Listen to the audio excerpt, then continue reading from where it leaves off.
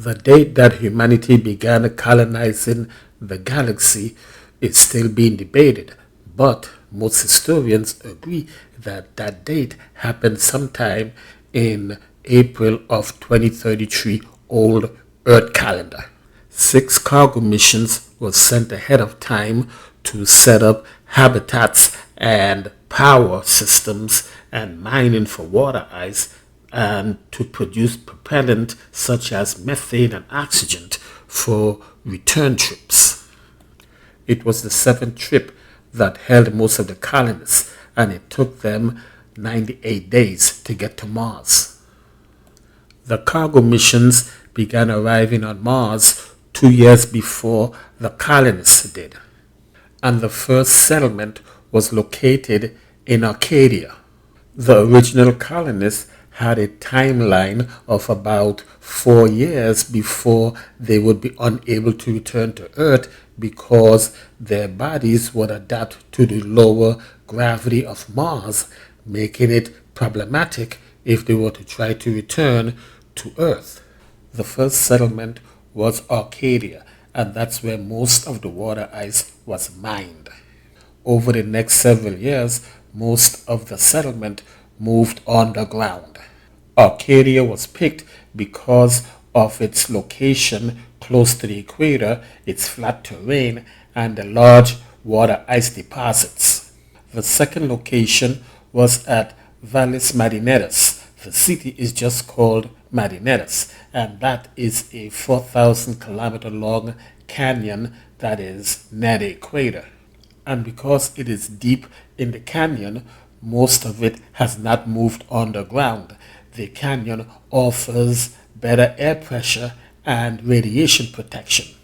The third site was Gale Crater, which mostly moved underground and had a large water ice deposit.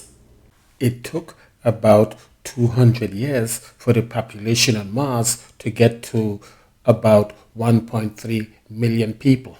And the reason for that was that immigration to Mars over that period of time averaged about 100 people a year, plus the birth rate was about 3%.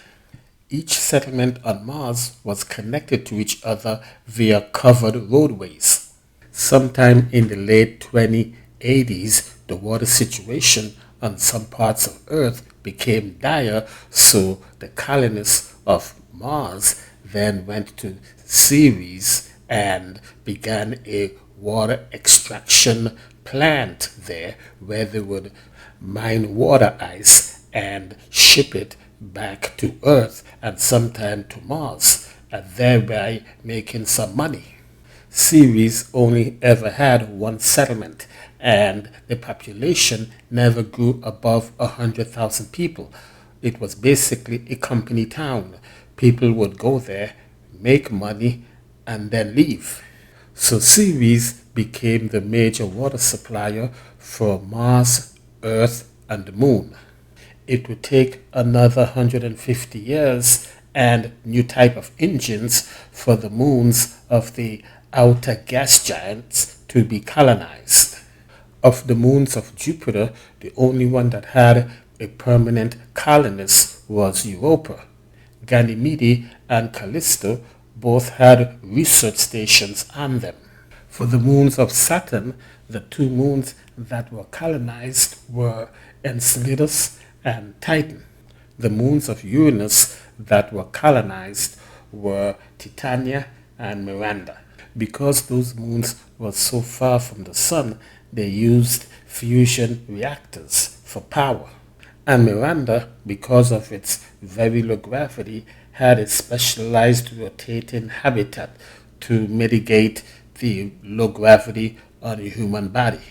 And that's how the solar system remained for the next 500 years until gravity manipulation was invented. Once that happened, a lot more places in the solar system opened up for colonization. By 2600, the population of the solar system was as follows: 5 billion people on Earth and 3.5 billion people in the outer colonies.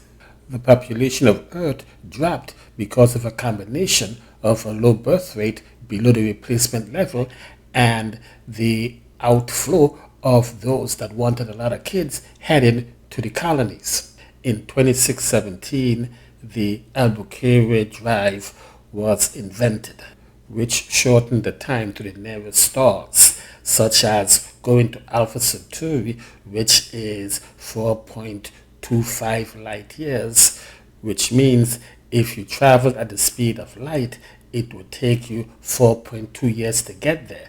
But with the new drive, it would only take you 2 years to get there.